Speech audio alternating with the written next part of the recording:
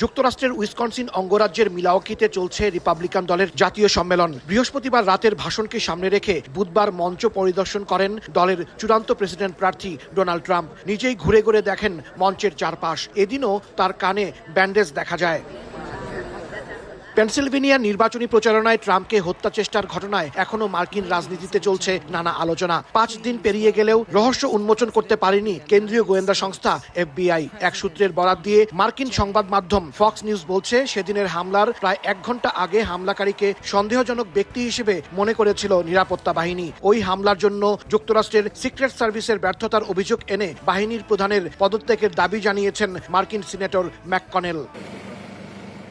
জানা গেছে, হামলাকারী 20 বছর বয়সী থমাস ম্যাথিউ ক্রুক হামলার আগে অফিস থেকে ব্যক্তিগত প্রয়োজনের কথা বলে ছুটি নেন। সেদিন তার অফিস করার কথা থাকলেও কাজ আছে উল্লেখ করে ছুটির আবেদন করেন তিনি। 2020 সালে নিজেকে বেকার তালিকায় নাম লেখালেও পরবর্তীতে ব্যাথেল পার্কের নার্সিং অ্যান্ড রিহ্যাবিলিটেশন সেন্টারে চাকরি নেন থমাস। 250-টিরও বেশি ডিজাইন অপশন নিয়ে ওয়ালটন স্মার্ট ফ্রিজ, বোঝে আপনার প্রয়োজন।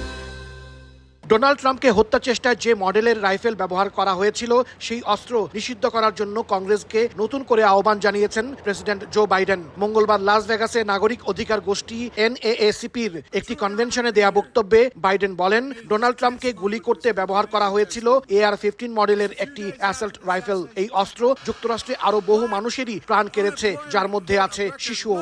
এখন সময় এসেছে এই রাইফেল নিষিদ্ধ করার।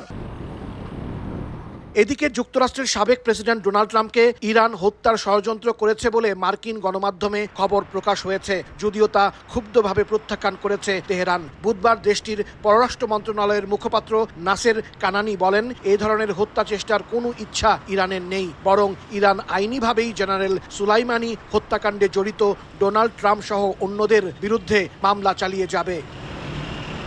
হাসানুজ্জামান সাকি, সময় সংবাদ, যুক্তরাষ্ট্র।